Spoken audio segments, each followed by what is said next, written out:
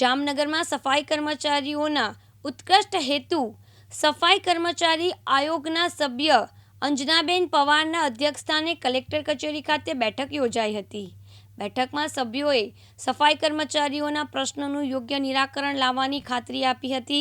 સફાઈ કર્મચારી આયોગના અધિકારીઓ અને સભ્યો સાથેની બેઠકમાં અંજનાબેને સફાઈ કર્મચારીઓના પ્રશ્નો વિગતવાર સાંભળ્યા હતા અને છેવાડાના નાગરિકનું ઉત્થાન કરવા તથા તેમને પાયાની જરૂરિયાતો પૂરી પાડવા માટેના વડાપ્રધાનના પ્રયત્નોની સરાહના કરી હતી. સફાઈ કર્મચારીઓને ગણેશ તથા સફાઈ સંદર્ભે જરૂરી સાધનો પૂરા પાડ્યા હતા. લઘુત્તમ વેતન આપવા, સફાઈ કર્મચારીઓની ભરતી કરવા, ઓન ડ્યુટી કર્મચારીના મૃત્યુ બાદ પરિવારજનોને વારસાઈ વગેરે બાબતો અંગેની સફાઈ કર્મચારીઓની રજૂઆતો અંજનાબેને પૂરી પાડી સાંભળી હતી. તેમજ ઉપસ્થિત અધિકારીઓએ જણાવ્યું હતું કે સફાઈ કર્મચારીઓ તથા અધિકારીઓ એકબીજાના પૂરક છે. તેઓને પરસ્પર સંતુલન સાધીને કામગીરી કરવી જોઈએ. જિલ્લા કલેક્ટર સૌરભ પારગીએ રાષ્ટ્રીય સફાઈ કર્મચારી આયોગના સભ્ય અંજના પવારને આ મીટિંગમાં આવકાર્યા હતા.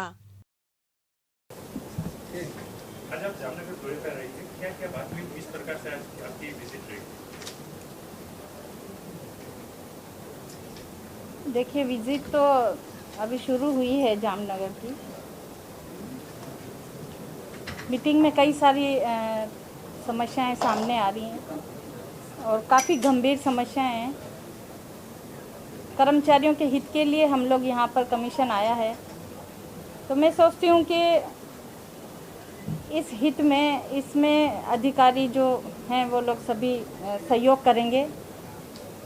डीएम साहब वगैरह हमारा सपोर्ट करेंगे. कर्मचारी और अधिकारी दोनों एक दूसरे के पूरक होते हैं.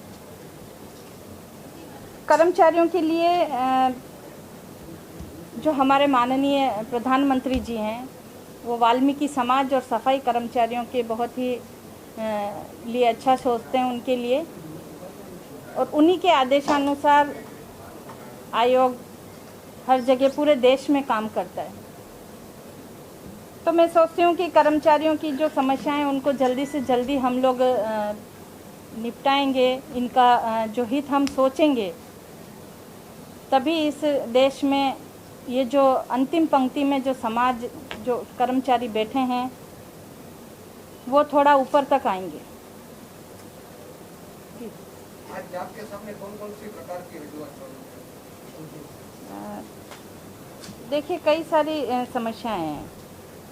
डेली विजेज सबसे ज़्यादा जो कॉन्ट्रैक्ट बेस के जो कर्मचारी होते हैं, सालों से वो कॉन्ट्रैक्ट में ही काम करते हैं और कॉन्ट्रैक्ट में काम करते करते ही वो अपना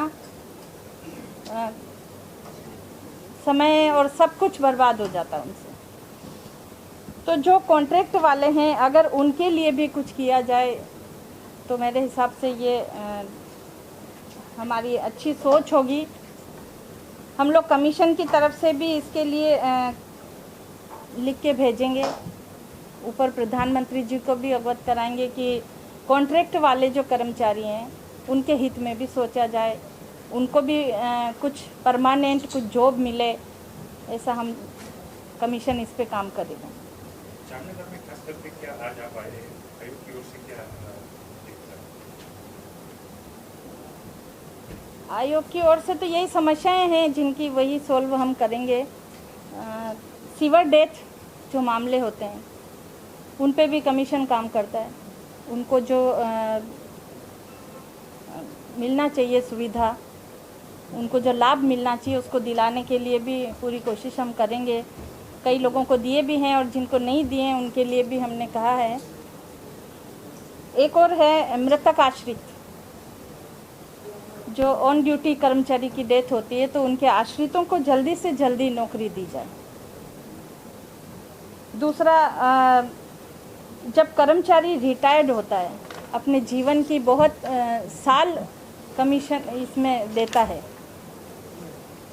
तो उनका भी मान सम्मान से विदाई होनी चाहिए. कोई उच्च अधिकारी उसमें सम्मिलित हो, उनको मान सम्मान से विदा करे, क्योंकि वो आजीवन तो उसी में लगा रहता है. इतने साल अपने जीवन के वो वहाँ खर्च करता है और अगर उसे जाते टाइम अच्छा अनुभव होता है तो वो बहुत खुश होता है। ये भी कमीशन ने एक बात कही है यहाँ पर। मैडम, खासतौर से जहाँ तक जामनगर का सवाल है, सफाई कामगारों को जो ड्रेस यूनिफॉर्म से वगैरह मिलना चाहिए वो कई सालों के बाद मिलता है। इसी सफाई कामगार की बारों बार फरियाद आती है, रजूआत होती है, इसके बारे में क्या कहना है? सफाई कर्मचारियों को अपने घरों में बैठे हैं, सेफ हैं अपने आप को, लेकिन ऐसे विकट परिस्थितियों में ये कर्मचारी बाहर निकलते हैं घर से और मतलब सब गंदा होता है काम, कचरा उठाना, ये सब कुछ काम वो करते हैं। तो उनकी सुरक्षा सबसे ज़्यादा ज़रूरी हमारे लिए होनी चाहिए। उनको गमबूट, ग्लव्स, मास्क और जो यूनिफॉर्म होती है वो समय से मिलनी चाहिए। उनको सैनिटाइज़र मिलना चाहिए। डेली उनका ये सामान रिव्यू होना चाहिए कि हाँ वो उस चीज़ को इस्तेमाल कर रहे हैं या नहीं कर रहे हैं। कई बार ऐसा नहीं होता है कि दे दिया बस, है ना, दे देने से नहीं होता है, उसका वापस इस्तेमाल हो रहा है या नहीं हो रहा है, या वो कैसे कर रहे हैं, उनको कोई तकलीफ़ तो नहीं है उस चीज़ से, उस मटेरियल से। अगर कोई परेशानी है तो उस मटेरियल को हम चेंज करके उनके हिसाब से उसको तैयार करें, तभी हम इनको स्वस्थ रखेंगे, तब हम सभी स्वस्थ रहेंगे। अनिल गोहिल, दिव्यांग न्यूज़, जामनगर।